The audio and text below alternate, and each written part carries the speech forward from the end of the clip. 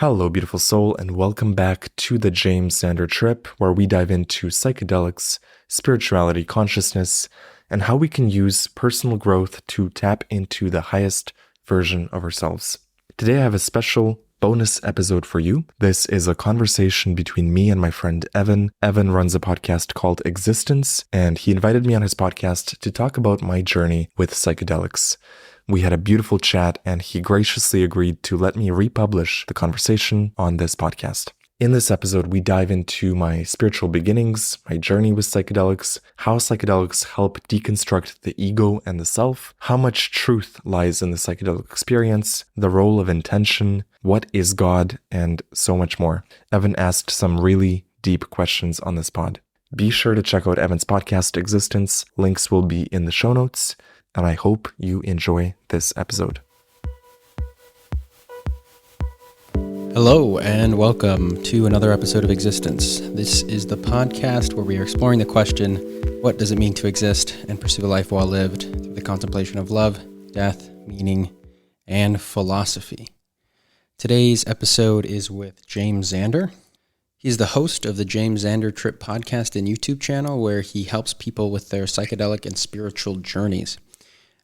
So James reached out to me earlier this year when I was getting my podcast going, and we just connected, and our podcasts touch on similar things in terms of existence, philosophy, kind of talking about pursuing a life well lived. And so he's a great guy. I really enjoy every time we get to talk, and he has a lot of great insight, and this was a great conversation to have with him. I hope you enjoy the conversation. We touch on James's backstory, how we got interested in these topics, spirituality, death, exploration of consciousness, love, meaning, all those fun topics. So super stoked to have him on the podcast, and hope you enjoy the conversation. Thanks. James, thanks for being on. I really appreciate you taking the time. I know you're a busy person with your work, and glad we found the time to connect again. I guess through this conversation, I want to dive more into who you are, how you got started and what you do, and how you became the person you are right now in terms of your goals and aspirations within the field you're working in. And so you want to kind of take the listeners to kind of a brief background about who you are, how you got started, and what you're doing. Sure. I am a psychedelic explorer, consciousness adventurer, podcast host, and YouTuber. I love to share knowledge around psychedelics, spirituality, mindset, the power of the mind, and how we can tune into the highest version of ourselves, whether that's through self-improvement, personal growth, or more spiritual aspects of reality. How I got into this was, I think, in 2018 was where all my psychedelic adventures began. But even before that, I was always interested in the nature of reality and what is life about and why are we here and what is this place? And I feel like listening to your podcast, I feel like you're quite the same way. In fact, it kind of surprised me when I found out you had not done psychedelics because of such of the deep questions that you ask and such profound curiosity about life that you have. So I actually would love to throw that back on you. Is how did you end up being like so interested in the nature of reality and life and death and all these quite deep topics? Yeah, for sure. I appreciate you asking. I'll definitely answer that, but then I want to know where you start from as well. So my kind of journey began really around like 2022, 23, when I exited. I used to be part of the U.S. military. I was in the Marine Corps, and I got out and I asked a lot of questions for myself that I didn't really know could be asked, and I left on a journey to.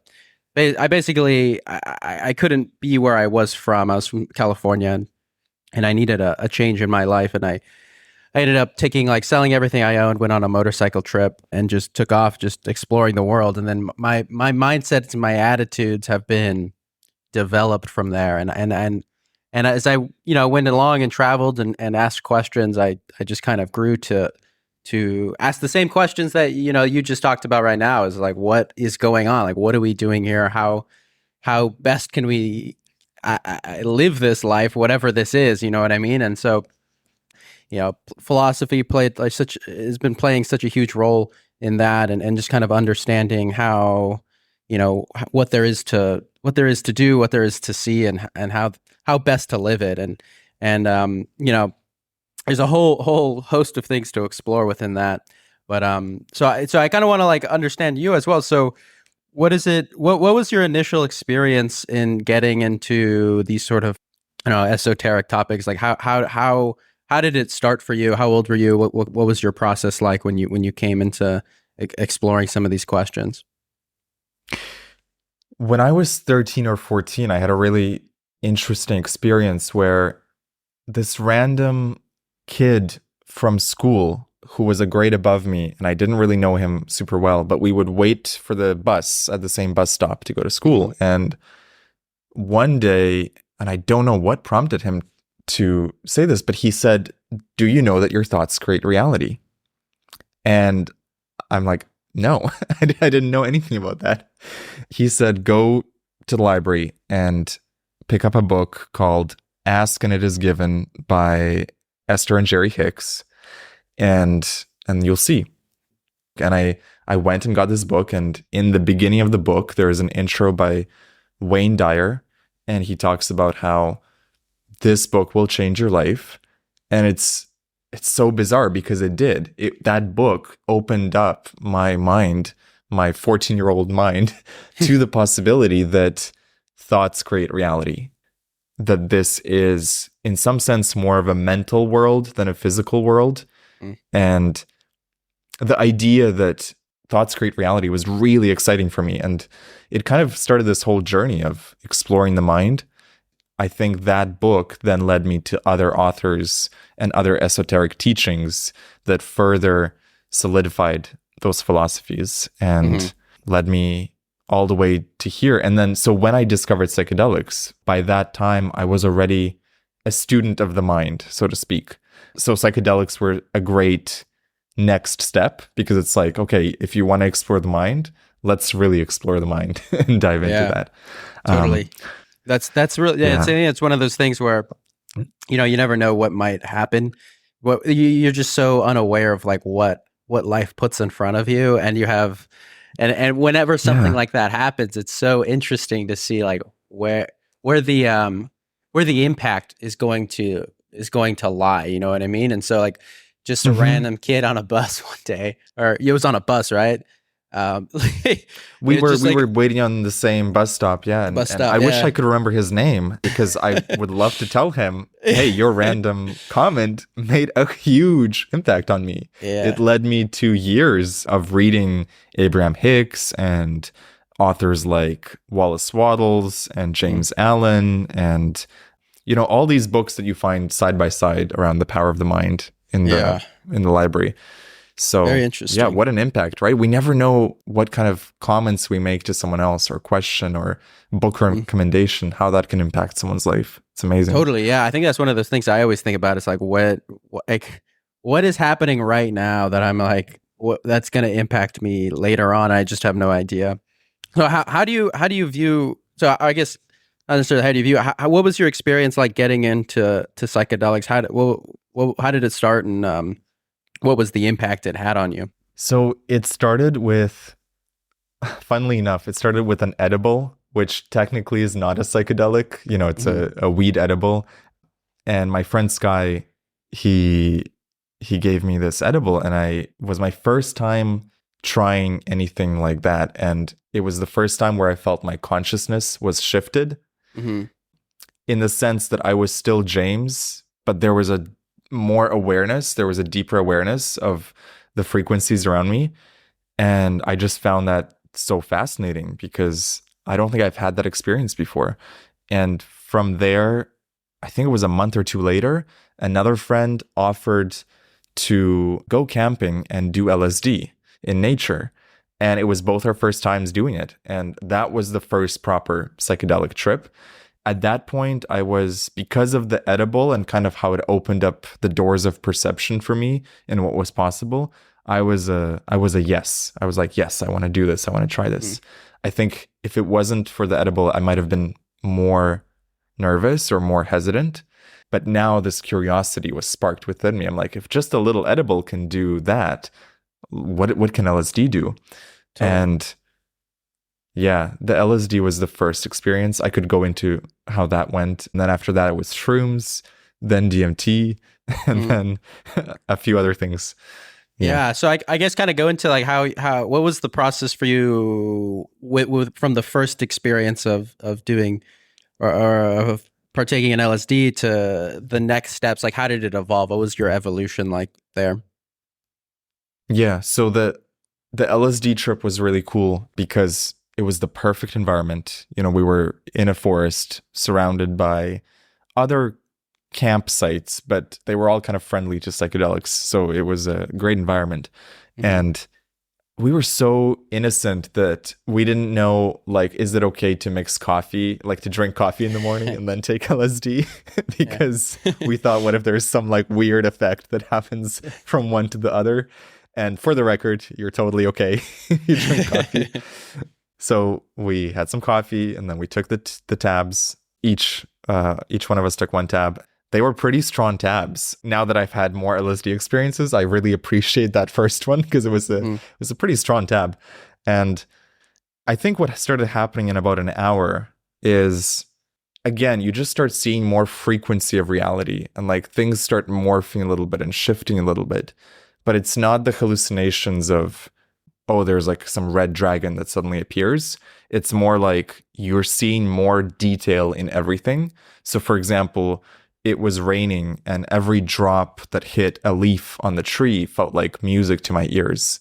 It felt like just like such divine presence permeating through the whole forest. And another cool experience on that trip was looking at a puddle and seeing my reflection and then seeing the layers of ego and protection that I had put on top of my core self. Almost like seeing all the layers unfurl. And I'm like, wow, so the real me is way, way, way down there. And there's like all these layers of ego that are put on top. And I realized everyone is like that, essentially. We're all at the party of life wearing masks. And I think when you connect deeply with someone, it's because they are taking that mask off for you and you're able to see more of their core essence. So it really tuned me into myself. From there, the evolution was, I think it was a month or two later, I just ended up at a festival and someone offered me shrooms. That was a mixed experience because the environment was not as conducive to solo deep mind exploration. You know, there was a lot of people, a lot of energies, but it was a good taste of what was to come. And I think from there I just started exploring more shrooms, and also DMT was a pivotal moment. So it all kind of converged. It's like once I opened that door, different opportunities and invitations started coming into my life, and each trip would teach me something new about myself. And each time I would learn how to navigate the terrain, because when you first start doing psychedelics, if you haven't done enough research, it's easy to do it in the wrong environment or with the wrong people. And so every time you learn something like, okay, for the next trip, I need to do this, or I need to have water, or I need to have better music, or like, you know, so you slowly calibrate your system to where I am now, 5 years later, is I can trip solo on a very deep dose of shrooms. And because I have navigated that space so much, I feel very comfortable tripping solo, where I think in the beginning, you want a trip sitter or you want someone there to be with you just to make sure that you're okay. Definitely. Yeah. I mean, I suppose it's more like you like build a relationship with whatever substance you're taking. Yeah. I love that. Totally. Yeah. You know, there's an energy to each one of these substances. And one of my core tenets is I never want to destroy the relationship or break the trust that I have with these substances. I feel like they've never let me down, but sometimes I let them down if I do something not intentionally or I do it in the wrong environment. And if you do something unintentionally, you could create a trust wound in yourself, and you could blame the plant medicine or the shroom or the DMT. You could blame the substance for it. But actually, it's usually just your own resistance and your own lack of preparation that led you to that moment. So I've been very grateful that I've been able to keep the trust and the relationship, especially with shrooms. They're so friendly, and they've never let me down. They've always just given me more lessons, more wisdom, more beauty, even in the hard trips. Now I get excited for the hard trips. I'm like, okay, that means there's a lot of work to do. Let's get into it. Let's dive in. There's always a lot of work to do. No, it's really interesting. And you know, like you touched on, like I've never personally done psychedelics at this point yet, but it's my relationship with like altered states of consciousness is it came in a couple of ways. I mean, one being my relationship with cannabis, and that's been huge for me because, like, obviously it's not shrooms or LSD. It's not like a psychedelic in that sense, but for me, it's been incredibly spiritual, and it's been incredibly eye-opening for me in terms of understanding myself, understanding what I'm supposed to be doing, how I'm supposed to be doing it. And this isn't, you know, this, I think it's like with any substance, alcohol, you know, psychedelics, weed, whatever, like everybody has their own, everybody's bodies and minds are going to react different to it. And for me, it's such a good thing for me. And it's kind of hard to describe sometimes because, you know, a lot of people react adversely to weed, or they can, they kind of view it as like, you know, I did in high school, or like I smoked way too much weed, and like my weed became my personality, and I'm just like, you know, that type of person. But for me, it's like, it's very, very different. And I can relate in the sense that I feel this relationship to cannabis that is very much like a very respectful thing. And if I don't cherish that, if I don't think about that, I've always maintained that. I've always maintained my respect towards it because I'm very sensitive to it. And I don't have to smoke much for me to get an experience that is enlightening for me. That in conjunction with like my meditation practice and understanding myself just through my own kind of baseline consciousness in that sense, it's been very interesting to dive into that world of consciousness and try to understand what it looks like and understand what it means. And you've touched on like how we, you know, this kind of unlayering of the self. And for me, I want to know how you view your sense of self. Like what is your sense of self to you, and how has it been deconstructed to you? What a deep question. I love it. I think my sense of self, I mean, I can talk about how it's changed over the years with psychedelics. I find that my mind is more quiet. I suppose this is the same benefit that people get from meditation long term. I find that I can separate myself from my thoughts. There's like more of a gap and a space. Whereas my younger self would get really pulled into the drama of life. I'm way more detached now. And detached doesn't mean checked out. I can still be very present, but I'm not as attached to the cacophony of thoughts that might be telling some sort of story around what's happening.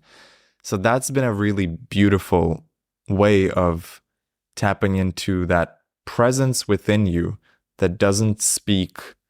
It's just there. It's the pure awareness. It's, I guess, what some teachers call the I am. That's just like pure awareness. And that's been really beautiful. And also, I find that on psychedelics, I tap into what some people might call the higher self. It's like the highest, most truest version of you. The version of you that is the most truthful, the most courageous, the most loving, the most compassionate. And when you do a psychedelic trip, I feel like I connect with that very deeply. And then if I do the homework and the integration after the trip, I get to bring a piece of that back. And so with every trip, it's like I'm getting a little bit closer to my ideal self, to my most truthful and authentic self. So you're viewing self as like and correct me if I'm wrong, you kind of see it as a I would like you to put it in your own words, but like an aspiration or like something to reach towards. Is that correct? The higher self, yes. The higher self, Okay. I feel like it's a maybe not an aspiration, maybe it's a piece of you that is operating on a higher level than the human you. So it's like, imagine if you're playing a video game Mm-hmm. and your current self, Evan, is the video game character in this video game called Earth or Life. But Mm, then there is another aspect of you, a bigger you, that's on the couch with the controllers. But we gotcha. forget about that part of us because Mm, we want to be immersed in the game. So we don't yes. see the controllers. And maybe the link between those two is intuition for a Mm, lot of people. And like that gut feeling, I feel like that's mm, communication from our higher self. yes. Okay. Interesting. I get this is kind of touching on something that I think about, especially in terms of like when I hear conversations on psychedelics or people who have had a plethora of experiences with them. I think a lot of people can exit at least from like an outside perspective. I feel like you psychedelic experiences a common idea behind it is like you can leave with a conflated sense of how the world works or like a fundamental nature to reality. And I'm not sure if that's something you would agree with. Like, what, in your opinion, do you give to a psychedelic experience as it pertains to like comprehending or understanding the underlying nature of existence? For me personally, I feel like it's given me more truth about reality. I'll give you an example. So I mentioned DMT was a pivotal experience for me, and I've told this story on my YouTube, but I feel like it's a very important story of the very first moment where I smoked DMT. I had this feeling of almost like I knew it because all Mm, my life there was a sense of there must be more to reality than meets the eye. There must mm, be, it cannot be just like the 3D solid tangible stuff. I feel there's a spiritual energy, but I never had the proof of that. And so yeah. I turned to books and esoteric teachings, but then there is still that little tiny piece of you that's like, but is it true? And I Mm, feel like with DMT, it so clearly gave me that feeling of knowingness and also showed me visualizations of frequency and energy that I was blown away by it. And I came out of that experience feeling like I had found something that I'd been searching all my life. mm, Um, it was the experience of the extraordinary. And because all my life I wanted to see something non-ordinary, like a piece of God or even a UFO or an out-of-body experience. Like show me yeah. something that's not of this world, which is kind of a funny thing to say because everything is of your world. Yeah. But I wanted something not of the ordinary world. And DMT was a pivotal moment for me. And ever since then, I find shrooms also do that as well, maybe more gently than DMT. They tend to show me what I feel is the true nature of reality. So Mm, I start to understand more deeply that there is no separation between the inner and the outer. And this is what yeah. so many teachings talk about of like your mind creates reality. And we get that on a mental level, but I feel like psychedelics give it to me on an emotional and spiritual level. So it's more harmonized and I come away with a deeper understanding of reality. Definitely. But Yeah. Really. you mentioned the word conflating. So how did you mean that? Yeah. I mean, I definitely didn't mean it any sort of like it wasn't meant to downgrade or the experience or anything at all.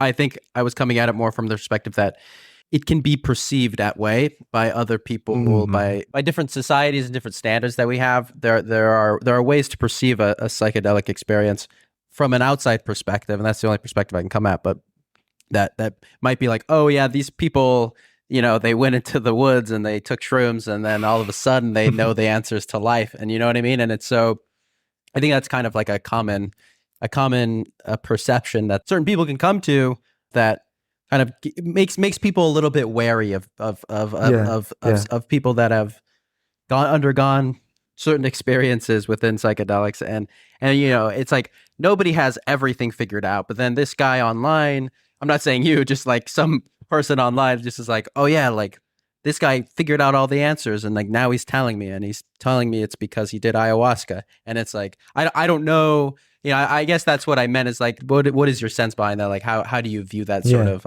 idea, you know what I mean? No, I'm glad you brought it up. I'd love to touch on that because I think it's not that you have all the answers from psychedelic. It's just that you've looked at life through more lenses. We're constantly wearing these metaphorical lenses every day, and they change through the years. Like anyone who's gone from depression to joy, they know that they're wearing fundamentally different lenses. The world itself has not changed. They're just looking at the world from a different standpoint. So the metaphor that came to mind when you were talking about this is the person who is well traveled and has traveled the world versus the person who has only lived in one country. Now, it doesn't mean the person who traveled the world is fundamentally smarter or knows the answers or knows all the cultures, but they have more inputs. They've seen different countries and different ways of living. And so when they come back to their own country, they are operating with, I would say, more wisdom and more experience and more learning because of just the variety of lenses that they've put on with each country that they visited and every nation that they've met. And I feel like psychedelics is like traveling, but for the mind. And so I've traveled to the DMT realm and to the shroom realm and the ayahuasca realm, and each one is unique in its own way and has taught me different things and also parallel things that flow across every trip, like unconditional love and unity and like all these core aspects and themes of humanity. So I think the travel metaphor kind of speaks well to that. It's like the well-traveled man does not have all the answers, but he certainly has more inputs and more ways of looking at the world. Yeah, definitely. Really interesting. Yeah, I'm glad. I really like the way you kind of put that. But at the same time, how do you view the relationship between the experience itself and the reflections on the experience? Because, you know, you can go through all these adventures, you can go through all these, you know, realms or however you view them, and not necessarily reflect on it or integrate it in the most healthy way, or the way that it might need to be integrated for I guess for within the right way of kind of displaying what you just went through, you know what I mean? And how do you view that, where people might have the possibility of misrepresenting an experience?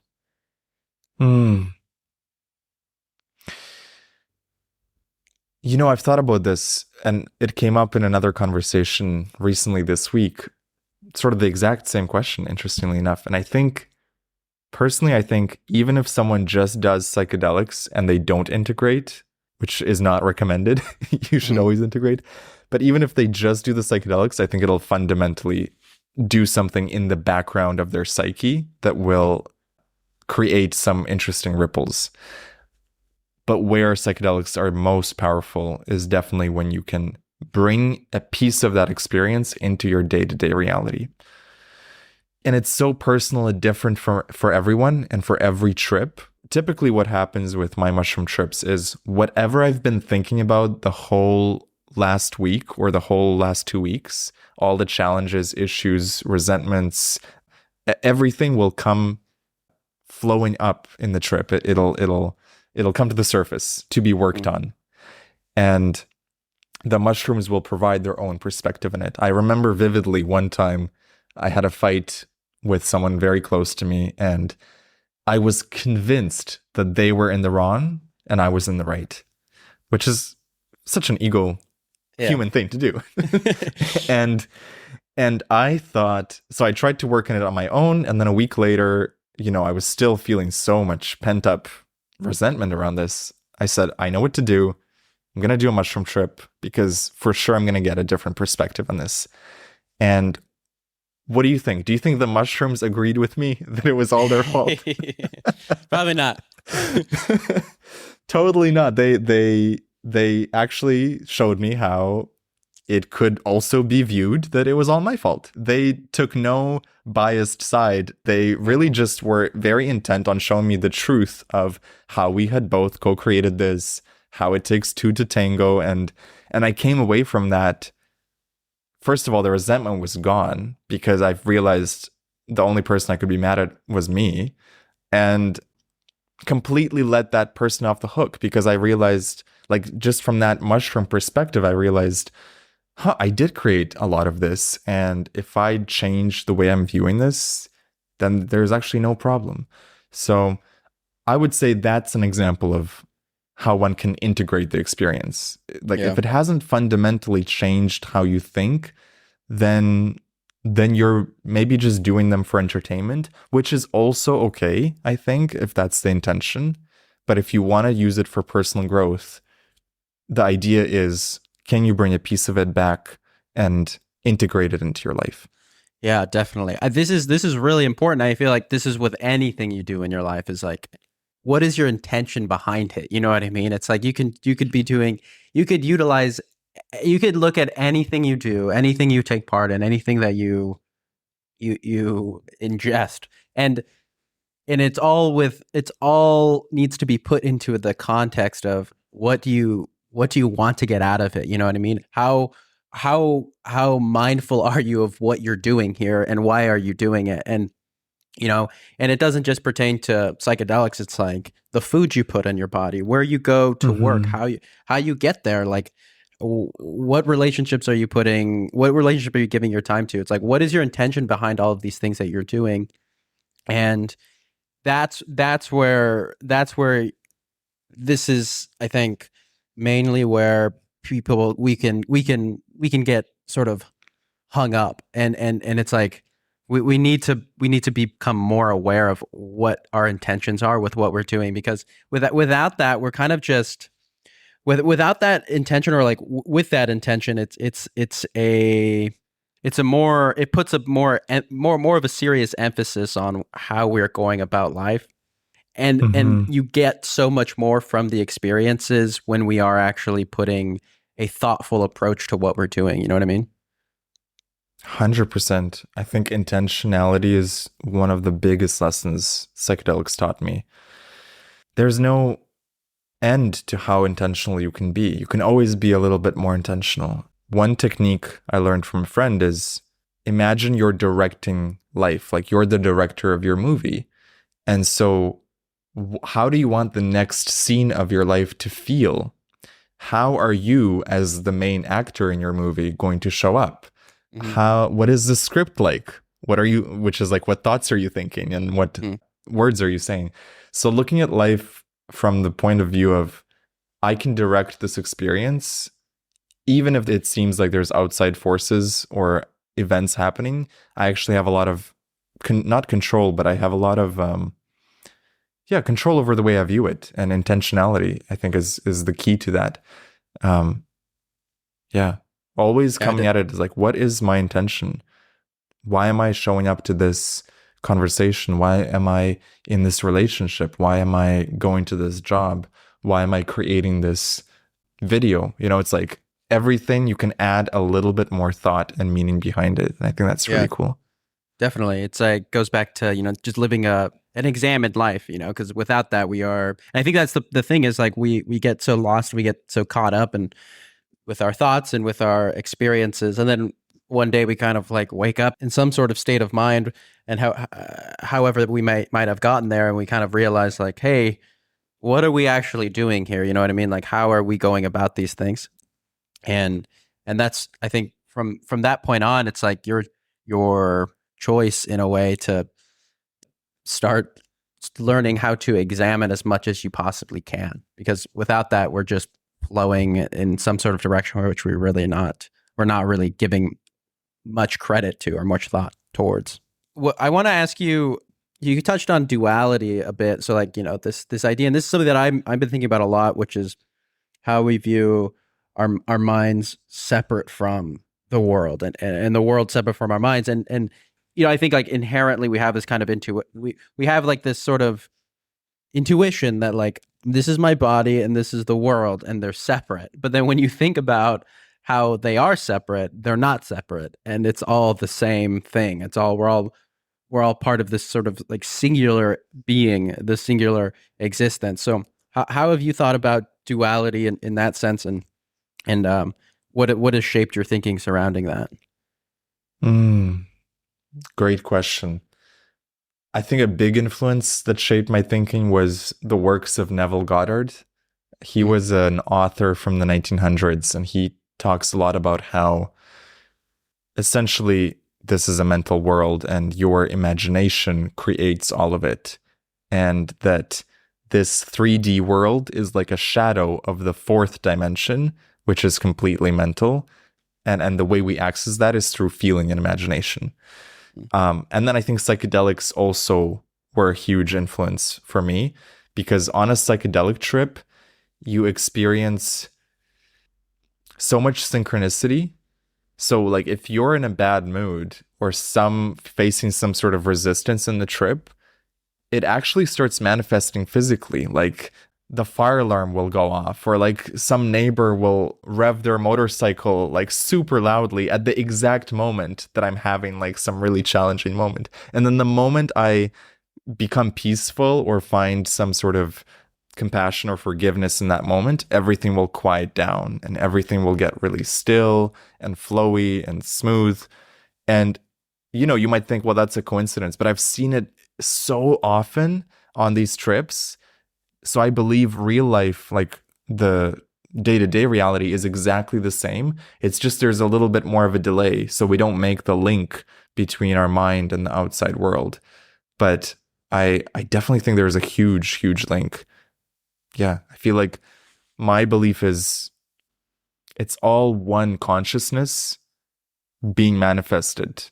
And so the illusion of it's an illusion of separation. It's an illusion of you are you and someone else is them, or I think it's all melded together, one energy.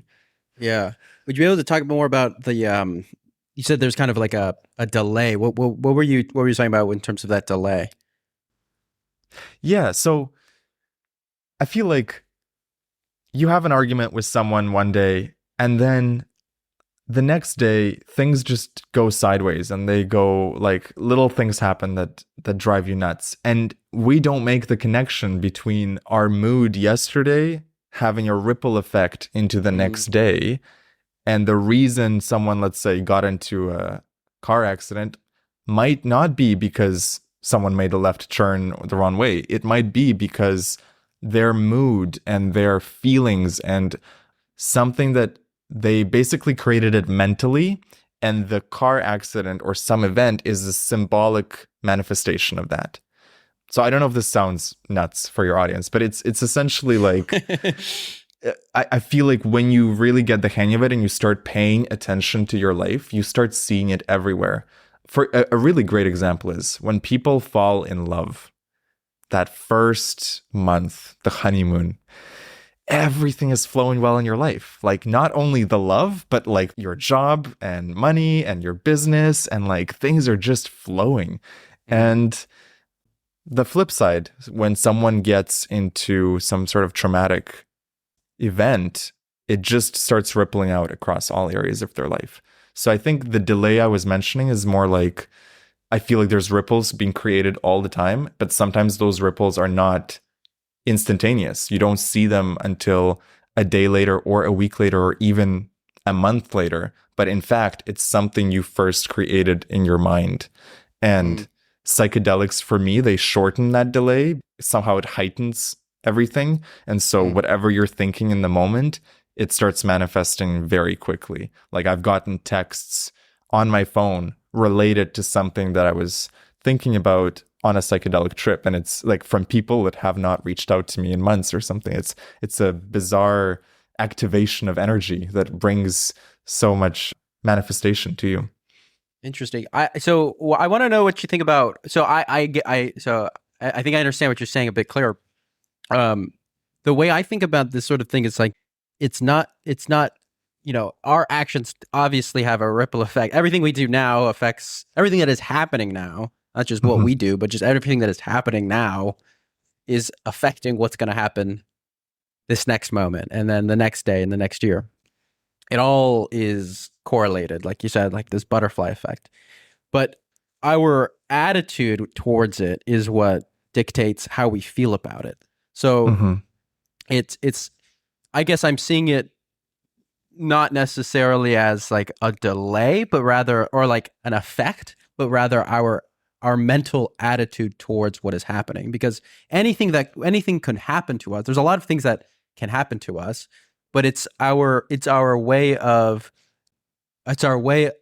how much what type of credit we give to it that affects what we feel about it. So for an example, like you said, you fall in love and then everything is just amazing and everything just starts to happen, and everything seems to like fall into place around your life. And is that not more of an attitude towards life rather than an effect? Or when somebody dies, or when something traumatic happens to somebody, we start to build an attitude around life that correlates, or that then permeates through how we perceive everything else that is happening to us. You know what I mean? It might not necessarily be like this delay or like an effect, like I said, but rather just our perception of things. So the big question in your question is, do circumstances cause the attitude, or does the attitude cause the circumstance? Yeah. And Neville Goddard, the author I mentioned, would argue the attitudes creates the circumstance. But most people are reacting to circumstance. So they are allowing life to move them instead of starting from the attitude and letting the attitude move life. And I think it kind of works both ways, right? So once you create something in the 3D reality, you can observe it and it'll continue causing the same trigger and the same attitude. And so you could then point at that thing and say, that event, which was traumatic, is the reason I'm the way I am today. Okay. But I think there's an argument to be made that it's your continued attitude about it that continues to create the effects of that, not the event itself. And then extending that further, would it be true to say that if you can right now in this moment create a new attitude, and nothing has changed yet in your reality, but you hold on to this new attitude of optimism, or a new attitude of love, or a new attitude of self-love, will you start seeing effects of that in your reality? And I would say yes. And I've seen it in my life. And I'm sure you've also experienced that in your life, where it's like the attitude came first before there was any physical manifestation.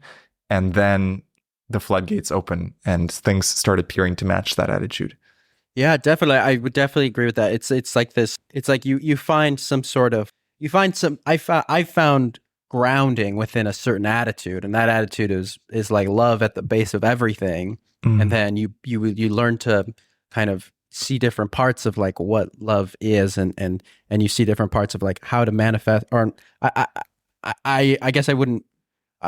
The word manifest is kind of something I don't really use, but it's like this way to kind of ground yourself in an underlying like principle. You know what I mean? For your life, in order to keep that through whatever the highs and lows you're about to go through. You know what I mean? So like, you could go through traumatic experiences, you can go through super incredible experiences, and it's all based on it all ultimately how you feel about those experiences is based on your attitude surrounding them. So, it's almost like a stoic kind of philosophy behind it, where you're like, we're able to take whatever happens and implant your already grounded philosophy behind life, and it's like, okay, whatever happens, like there's a purpose to it, there's a reason, and I'm going to try to do my best to find the silver lining, to find the love, and to move that in a direction where I'm not going to get stuck in like this turmoil or whatever. And you just kind of you implement that philosophy onto everything else everything else that may or may not happen. And when you're able to do that effectively, it becomes, life becomes kind of this kind of way. It's different. You just have a different way of thinking about life. But I think it's kind of the constant struggle of finding a way to remember to do that as much as you can. You know what I mean? Mm-hmm. And it's like that. It's like a constant back and forth. Yeah. Coming back to the awareness of it, because it's easy to lose yourself in the game of life and just react to everything as it comes to you. And I think that's why meditation is so important for people, and also tools like psychedelics, because it's like for a moment you create a space between your reaction to life and life itself. And in that space, you can create a new direction. Like, you ever meditate and maybe you're having like a really busy day, but you lie down for a sec and just like sit still with your mind and you let the thoughts simmer down. And then in that relaxed state, you realize what's truly important. And like the overwhelming day suddenly becomes manageable because you realize all the things you've been worrying about, you can just put them off to the side, and this one thing needs to get done. And I think that's a key part of that anyone can apply to their life, is find that space in the day, whether it's in the morning or middle of the day or at night, where you can pause life and just sit with your thoughts and see what kind of new directions do you want to activate. Yeah, no, definitely. This is kind of in the same vein as something else I want to talk to you. Like, what is it to you that is your personal, how would you describe your personal belief system? Like, how do you ground yourself, and what is it you tell yourself that you are grounded in? Beautiful question. Okay, some of the things I ground myself in: life is working out for me. This is a training ground for my soul. That's something that I always come back to. So any challenge that I experience, it's just training. It's like going to the gym, and life is one big training workout. That's one thing. The idea that this is an illusion, sometimes I forget that, but reminding yourself, like, this is, as real as this feels, it is also ultimately a dream of the consciousness. That ties into my philosophy. And then I think the biggest key of it is the idea that we are creators. We have this power to create our lives through thoughts and energy and frequency and action as well. But the action will flow from you, from the mindset you have. So coming back to that, and also something Emmett Fox, one of my favorite authors, he talks a lot about this, how this is a mental world. So get the mental equivalent of what you desire first before chasing it in the physical. That's interesting. So you're supposed to be like mentally, is it almost like a preparation for a physical kind of creation, or how do you view that? Yeah, you mentally receive the thing before you receive it in the 3D. And it's a practice that I'm still working with. So by no means am I perfect at this. But the idea is, if you want, for example, if you want success in some endeavor or some project, you must first really feel it and know it inside. And that knowingness, once you hit that knowingness, you'll naturally start taking the actions that lead you to that destiny.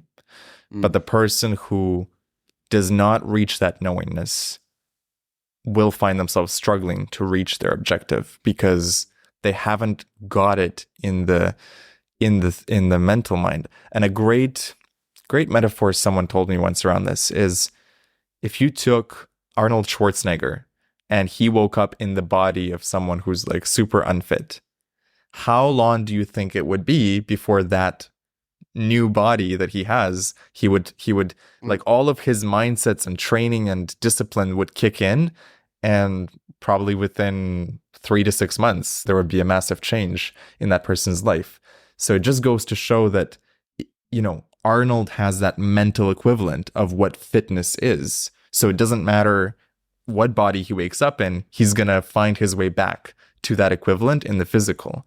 And I think the same is true for wealth. Like if Jeff Bezos woke up tomorrow and living in a 1-bedroom apartment somewhere, I don't know, like imagine a scenario of like he has no money and let's say very little privilege, and maybe the only privilege he has is he lives in America.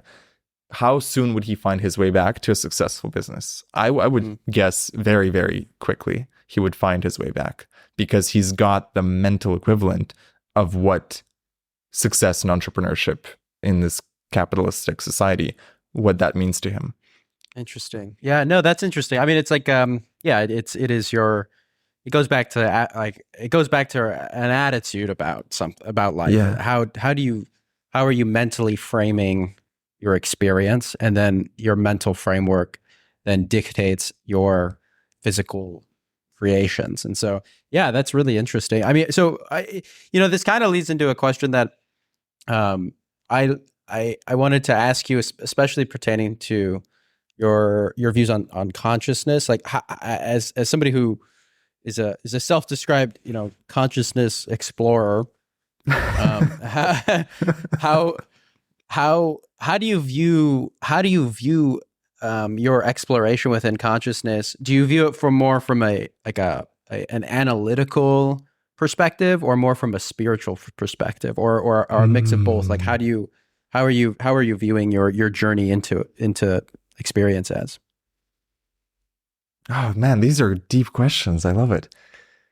I think my initial instinct was to say spiritual, but I think there's an analytical part of me that also loves analyzing reality and analyzing consciousness. And especially when I'm tripping, I love to understand, so there was a mushroom trip I did a couple of weeks ago where I went outside and sat on the beach and just looked at the ocean while on mushrooms. And that experience of seeing the ocean and the waves and the froth on the waves and little droplets of the waves through the eyes of the psychedelic trip was so, it took my breath away. It was so beautiful.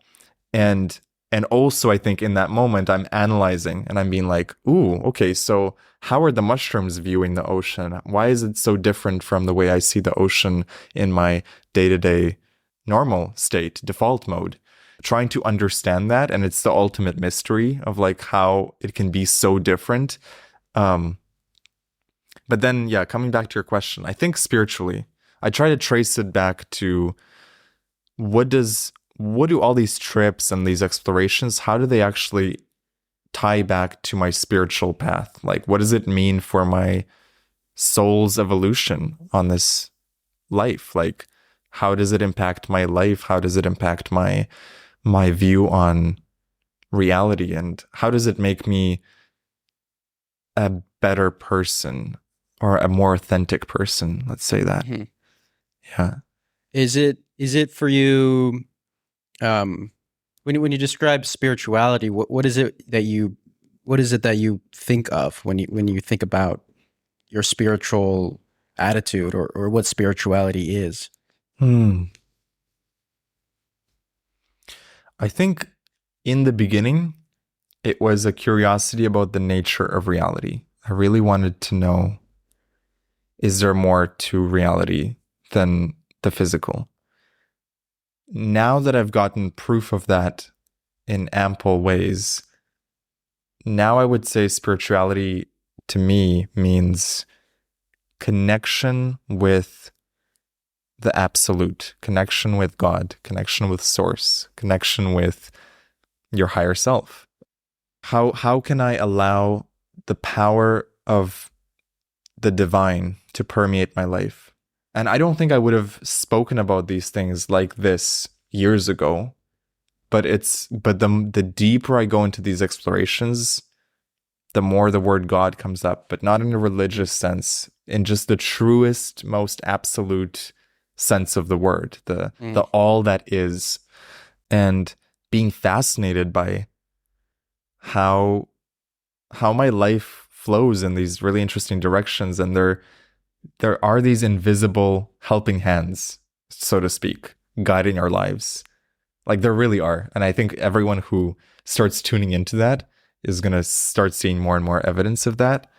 Um, just like when you look back at your life, isn't it just crazy how certain things lead to certain things? And if you Yes. hadn't met that person, you wouldn't have moved countries. And then if you hadn't moved countries, you wouldn't have done this. And you Yeah. look at it and you're like, oh, this is like, there's an intelligent design behind this. There is like some trippy things going on here. Yeah. Well, I'm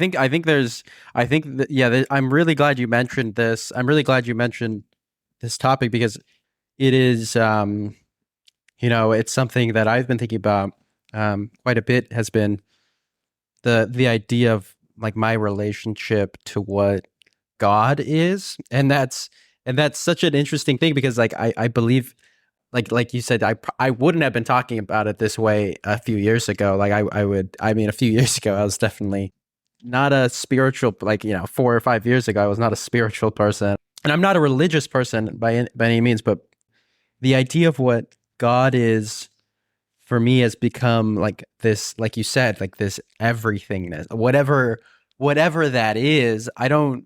You can call it God. You can call it existence. You can call it just being. Like I don't know. I don't. There's really, God is just like a word from my viewpoint. And I don't know if you would view it differently, but from my viewpoint, like God is just it's just a word that we came up with to describe whatever this is. And it's not like, to me it's not like this divine being in the sky with a beard that's gonna like judge me. It's just everythingness that we are. It's an incomprehensible everythingness, and and my words will inherently fall short at describing what this is, because it is incomprehensible, and it is not something that can be understood. And it's not as if I think that is it's I just have to admit my own ignorance in this subject, because it's like there is an inherent ignorance to humans when we try to comprehend these things, when we try to explain and talk about these things, because there's just so much that is unknowable. And I'm not even, I don't know if it's in, like, I don't know I haven't really thought about like the intelligence of it, like, like you mentioned, like this intelligent design or anything. And I thought about that from a religious perspective, but not necessarily from the perspective that I've thought about it recently. But whatever it is just being. And to me, that's such an interesting, it's like, it's everything. And that's like what you want to explore more. You know what I mean? It's being itself. And I kind of want to know what your relationship to God is a bit further. Or Yeah. whatever you would describe it as, like however you would describe it as. I feel like anything I'm going to say is going to fall short of my experience of it. Yeah. When I was younger, I think I had a very murky idea of what God was. So I didn't feel a personal connection to it, but it made sense to me, let's say logically, that there might be some sort of higher being. But now I see God as, a couple definitions came to mind. One is God is consciousness. God is this like spark of life that permeates through everything.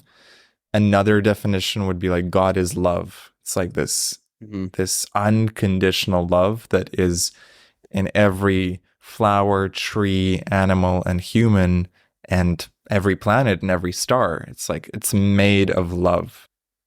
Why psychedelics have been so important to me was because it felt to me like I was able to experience that deep love and that deep presence and that awareness and consciousness that I would call God. Especially on DMT and ayahuasca, it truly feels like you're connecting with something divine, something bigger than your small life on Earth. And there is also a sense of infinity. There's a sense of the spark that is you, the consciousness that is you, is not going to flicker out when you die. It goes on forever. The vehicle that you're in, the body you're in, will flicker out of existence. But the awareness that is the I am within you continues forever. And I think that that sense of infinity is very prevalent for me on DMT. And then also what comes up when we talk about God is that we are pieces of God as well. We are these little gods playing humans, but we're, it's all one mind, one God. But in a sense, imagine like the Big Bang created all these little fragments of God, and so that they could play with each other and interact with each other. Because if you're a God, you're all alone. It's a little bit lonely. So you probably want to create these games of life on Earth so that you can have this dance with other energies. But at the root of it, at the core of it, I think it's one energy, one intelligence, one consciousness. And so when I connect with God, it feels like I'm connecting to the intelligence that knows all. It's like the ultimate AI. You mentioned two very interesting points, and one I definitely agree with. Being, for me, that's the way I view God is like this love. I don't know, like I think it's like the one thing that I can point to where it's like if all my doubt and my worries and all my problems, like if I can give any sort of, if I can relinquish that in any sort of way, it's through love. That's like the only thing that I can trust in a way. And there's many different ways that manifests, and there's many ways in which I fall short of that. But it's like knowing that I can always trust that, and that will always lead me in the right direction. And having that is like this. It's this idea that whatever existence is, God, being, whatever you want to call it, that is at the core of everything. Love is at the core of everything that I'm trying to attempt to do. And I don't, I greatly fall short of that every day, but I'm constantly trying to, get to that and to constantly touch that as much as I can in the best way I possibly can. You remind me of something Abraham Hicks taught me. So they have a really cool theory of your higher self, the part of you that's like even closer to God, is always vibrating at the level of love. And then your human self kind of like flicks in and out of love depending on the mood and the circumstances. But the reason we can feel bad is because our higher self is holding the love frequency. And so we feel disharmony because there is that constant pulse of love being emitted by God. That's why when we feel love, we feel so in harmony and so connected. It's because now there's a parallel of frequencies. The tune. It's like a tuning fork. You're tuned into the same frequency, and the only reason we can feel shitty is because we are in disharmony with the all that is, which is love. Yeah, that's really interesting. And I think it's also important to mention when like this sort of thing is being talked about, we are inherently not, like we make all these metaphors, we make all these different ways of describing what this is and what, everything that we've talked about. It's all under the assumption that like we are still falling short of what that is. You know what I mean? It's like we still aren't fully like the, when you talk about like frequencies or pulse, like that's just it's like a human way of describing what this is. It's what is going on and what is may or may not be the case. And that's still an important way of describing things, but still falls short of what actually is, you know what I mean? And, because we won't be able to describe what is actually there, because we we as humans, in the way we are now, like that is not something that is being able to be comprehended in that sort of way. And I think that's okay. I think that's Yeah. okay because if we knew fully what God was, we would be God. Like we wouldn't be human. A metaphor that comes to mind is the two-dimensional line can never truly know what a third-dimensional cube is. It can make approximations, but only the cube knows what the third dimension is. And we can never fully grasp what the fourth dimension is because we're so in the third dimension. And I feel like God being all dimensions and all that is, of course, we are going to have a little bit of trouble describing the enormity of that. And that's the fun of it. Yeah, no, definitely. That's what everything is like, just that's what makes everything so interesting, because there's this constant mystery and we're trying to understand it. And to me, and I'm sure you would probably think very similarly, to the way I'm describing it. It's sort of like this: the most interesting thing is the most interesting thing I could possibly do with my life is to learn about what life is in and of itself. Like, what is it? And so I think that's something that that always I always think about when I'm thinking about, like, why am I interested in these sorts of things? Like, why is this what my mind is constantly on? Is because, like, for me personally, the most interesting thing to think about is where are we anyways? How what is this?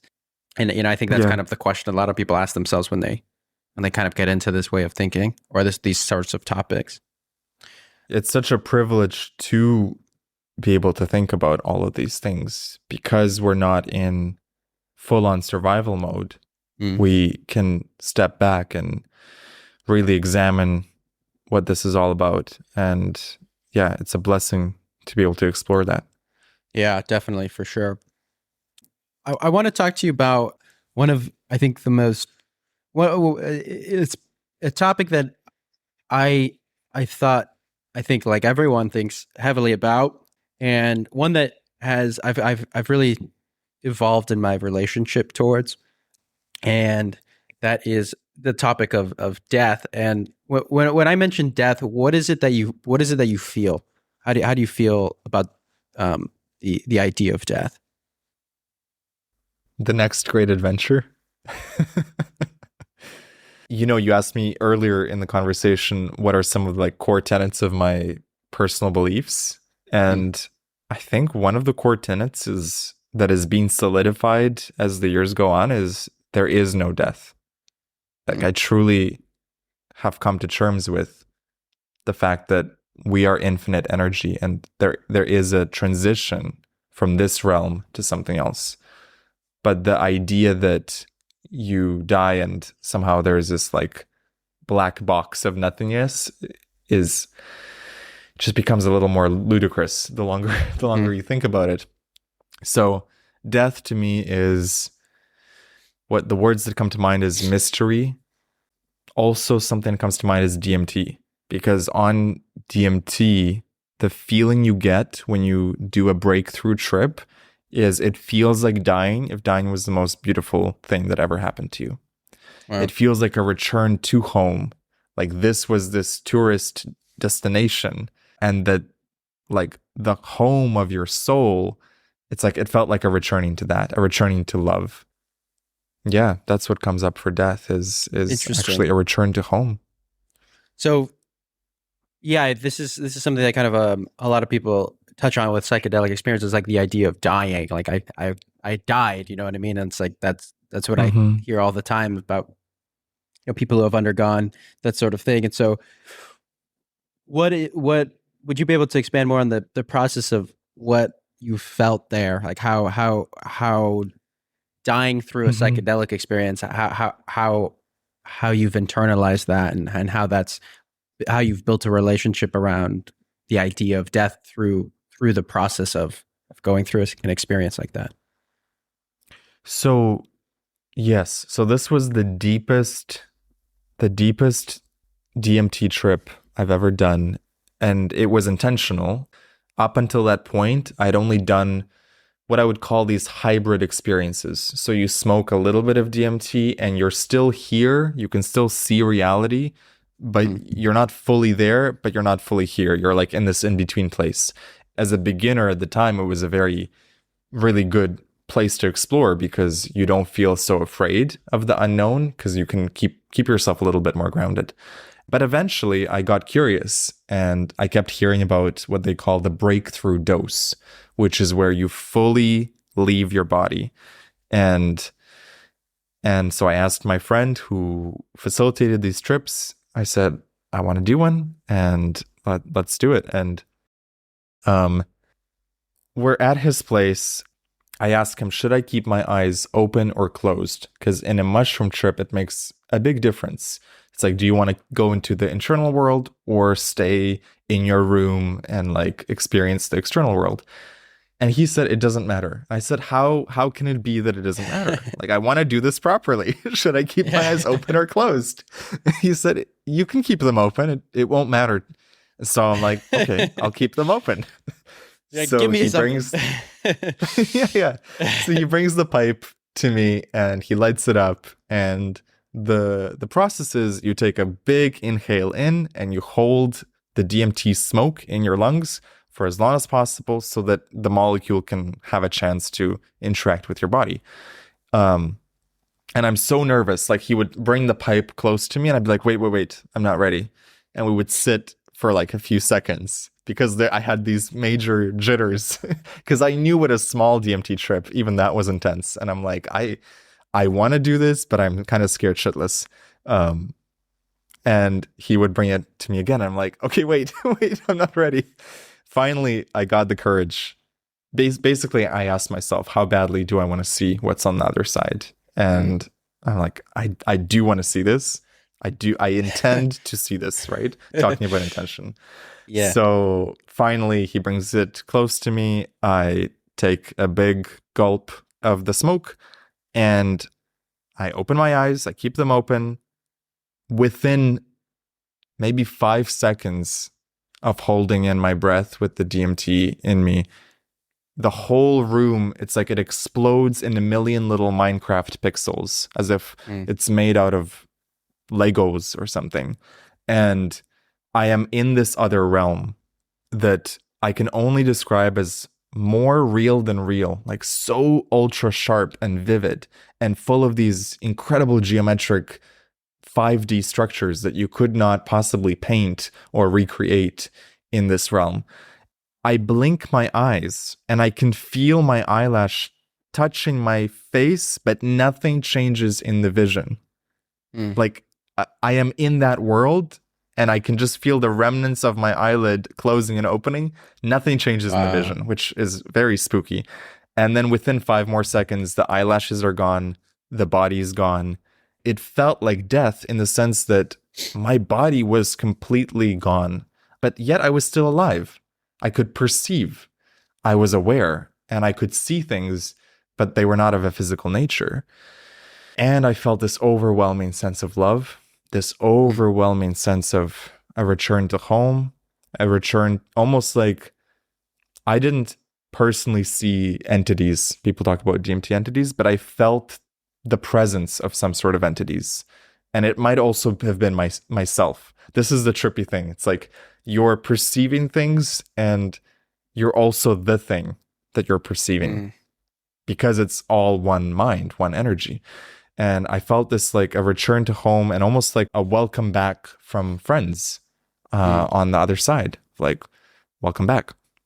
I think I spent, there's no time there. I think the actual trip lasted maybe 20 minutes before I came back down to earth.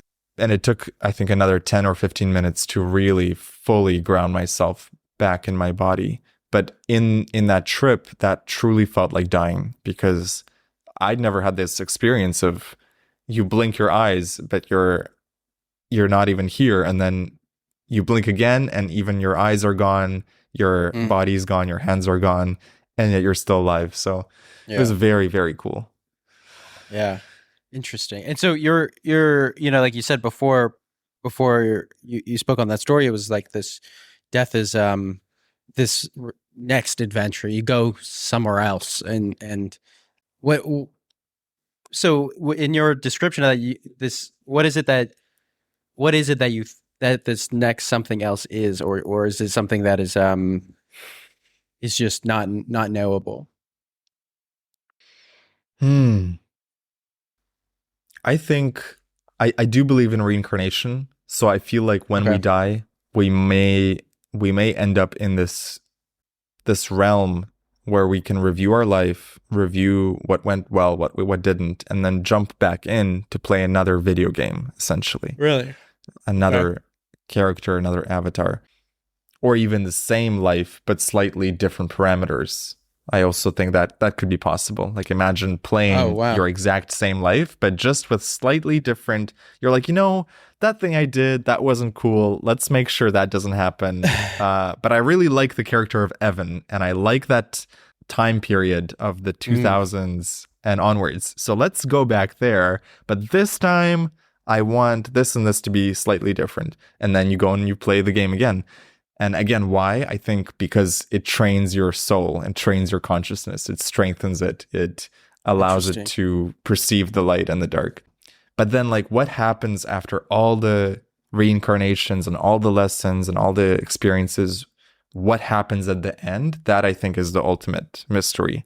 It's like, do you go back to source and like merge with God? Do you go to other planets and have adventures there? Do you travel around the astral realm without any body, just like on a DMT trip?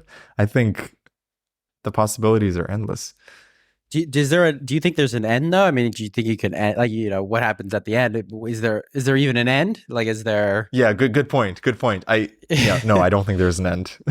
There's no end. But there might be what people call like an end to the karmic cycle of incarnating on Earth.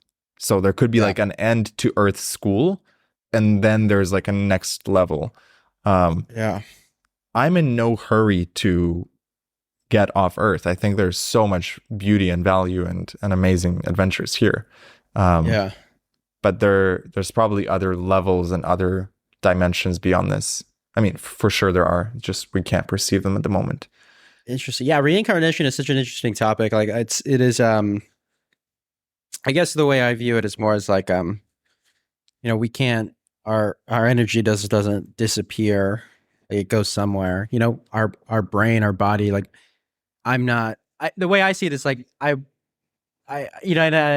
obviously the jury's still out for me on like, I don't know what happens, obviously, but it's like this, like when I think about reincarnation and I think about, that sort of, those sorts of ideas, I think like, well, when we pass away, our energy goes somewhere. Like me as Evan here in this earth on this planet might not come back, but it just morphs into everything else. It just goes into everythingness that is already here, and that's seemingly always been here. So why would I think that that's not really a death in my view of things? Like, this just end blackness. Maybe that is for Evan, but in terms of Evan is already a part of everything else, like, and everything else is already, you know what I mean? It's just this kind of this blend into everything else, and whatever happens there, it happens there, and I don't know what happens there, but I think it's probably one of those things where I just it's like, well, you don't know what's gonna happen until you go through it, and that's gonna happen for Mhm. everybody. So, and I think it is really interesting. There's a importance you're touching on here of staying present with this life and not worrying so much about what happens Mm, next and just yeah. making the best of this life and making this the best adventure. And whatever happens after, I'm sure we will deal with that when that happens. Yes. No, I mean, you really have no choice but to. I mean, there just is what is happening, and what is happening is the, you know, I used to get so caught up in in like becoming, I mean, definitely had a fear of death. I mean, I still do. And but at the end of the day, it's like, well, it, I had to kind of come to the terms of like, you can't think about it all the time, because if you do think about it all the time, Mhm. I'm losing what there is to right now. You know what I mean? Like, death may not exist. Maybe we just go on to the next thing, and like maybe it doesn't. Maybe it just isn't what it is, but what I think it's going to be. And regardless, I'm losing. I'm not being present with what's in this moment, and it goes back to like the ancient philosopher like Epicurus, who's like, well, wherever death is, we are not, and whether we are, death is not. That's a paraphrase of that, but it's just not here. You know what I mean? It's just not. Mhm. We're not. We're not. We're not. Wherever death is, we're not there, and wherever it is, it's just not something we can comprehend, because it's just not with us, and it allows me to be more present, allows me to be more grounded. But at the same time, death has always been something that is a motivating factor for me, because I know that it is not. I know that this life, whatever this is not permanent. It's going to end, and that reason alone is, for me, all the motivation I need to try to get as much as I possibly can done right now. Because without that, it's where I'm just wasting it. You know what I mean? I'm wasting everything that could be experienced here, and I'm just trying my best every day to put as much as I possibly can into this moment. And I'm trying. I don't always succeed as much as I want to, but that's the amount of success that I feel is necessary for whatever I'm trying to achieve. And so, it's like I can always give myself more crap, or be hard on myself for not doing everything I'm trying to do. But at the same time, like, there's a lot. The life gives you life. You're not going. You're not doing less than you should. You're not doing more than you should. You're always constantly doing as much as you should be doing. You know what I mean? And I think that's something Mm. that is, for me, is kind of a comforting thought to me trying to constantly do more. And it's been kind of a journey thinking about that, Yeah. or life in that way. You're always doing your best is, I think, what someone told me when, Mhm, especially it helped me with looking at my past and mhm. understanding that that person in the past was doing the best they could. Yes. Um, and not like almost like cheating and saying, well, if I had the awareness and the consciousness of who I am now back then, I would have made slightly different choices. It's like, no, but you were doing exactly the best you could, and you're doing exactly the best you can in this moment. And going back to like what you said about death, it reminded me of a quote, and I forgot who said it, but someone said that if we didn't have death as part of the story of life, we wouldn't get anything done, because we just like, well, we have infinity, so this can be done next year. But Yeah. death is the great anti-procrastination tool of like, Mhm. get off your ass and make something of yourself, make something of your life. Definitely. I mean, yeah, definitely. And it's like those two ideas are like related, because we're all constantly doing our best we can, and in the face of this eternal mystery that we're going to have to face at some point. And so that's you know I love that thought. I love the thought of you know of being our best selves. Is like we have no choice but to, because like you said, it's like, and I think that gives an incredible amount of of compassion towards other people, because you view them in their situation, like they are doing their best.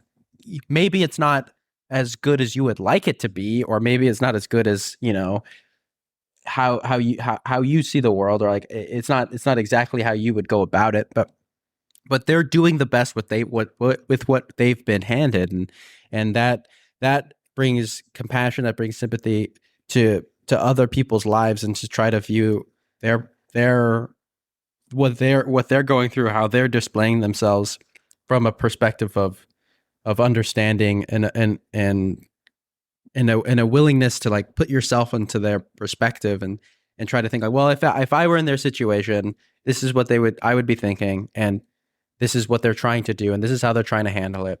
Yeah, they could be handling it in a different way, but it's not their fault that they're not, because they're doing everything they can to be their best selves, and it might fall short, but at the same time, it's like trying to uplift each other in order for us all to better ourselves in a certain way. You know what I mean? Mm-hmm. And from a cosmic perspective, it's all Mhm. perfect. Yeah. And from a cosmic perspective, it's all perfect. Yeah. I mean, I guess I don't know. It's like, yeah, there is this, yeah, I don't know. It's like perfection. Does perfection exist though? You know? Yeah, that's a good point. Maybe better phrased, from a cosmic perspective, it's all good. It's all serving a purpose. Everything Yeah. is serving a purpose. Yeah. It's all the Yeah. way it's supposed to be. I think maybe. Mhm. And the flip side of that is we should also strive to constantly be better, in my view. It's like you're doing your best, and how can we do better? So it's like this pull and push of acceptance, total acceptance of who you are and where you are, and then the ambition and the desire to, and how can I be a little bit better and a little bit kinder and a little bit more loving and a little bit more aware. Yeah, for sure. Yeah, I think that's a great way to kind of put a pin in the conversation. I will let you know, at the end of every episode, I always try to get a music recommendation from all my guests. So I should have let you know a little bit earlier, but if you want to, after all this existential talk, after everyone's really deep in their minds and thoughts, I like to bring a little bit of music to it, because it's always been important to me to kind of seek new music. I love music; it's such a big part of my life. So if you have any recommendations, you can think about it. Look through your Spotify real quick. I would love if you. I do. I know. I have a recommendation. I mean, first of all, I have my mushroom playlist, which sweet.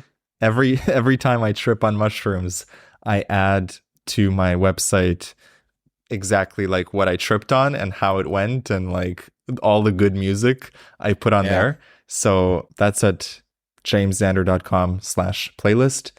But the artist that comes to mind when you mention music, I deeply connect with his music. His name is Marsh. He does melodic house and deep house, and something about his music connects so deeply with me, and especially on mushrooms, it's like this. There's a spiritual essence in his music. And it's nothing that you could quantify or say this note is the God essence, but something in it just fills my soul with light and love. And a great track to check out for people is Lost in You by Marsh. That's one of my favorite tracks. And then a great mix by him, because he does these DJ sets that are like 4 to 6 hours. There's one called Seven Sisters Marsh DJ set, and another one, I think it's the Costello DJ set by Marsh, which is freaking epic. I mean, just the music and the transitions, it's a fantastic set. So hopefully that gives people some listening awesome vibes. Yeah, definitely, for sure. I know exactly what you're saying, where there's like this spiritual essence to an artist, and everyone has that. Like everyone's music taste is different, but like when you find that, you're like, this is the best. I don't know what it is, but there's something about this that is just puts you in a headspace, puts you in a mindset that is just not like other types of music, and it is it's great to find that. So I'm excited to listen to your recommendation. And you said you could find it at your website? Yes, if you go to jamesxander.com/playlist, all the links and all the links to my favorite mixes are there. Cool. And then please use this as your time to kind of shout out what you got going on, what's going on, where we can find you and get more good James insight. Sure. So I run a podcast called The James Xander Trip, where we dive into psychedelics and consciousness and all the beautiful spiritual stuff that we talked about here. So that's available on Apple and Spotify and YouTube. And the best way to connect with me is jamesxander.com. It's got all the links. And also, I'd love to mention my mission, which is called 1billionhumans.com. And the mission is, let's get 1 billion people educated about the power of plant medicine and the magic of mushrooms. And then let's get 1 billion people to take shrooms on the same day, worldwide, with the intention of love, and see what happens to the planet's frequency if 1/8 of the world is tripping on shrooms. Wow. So that's at 1billionhumans.com.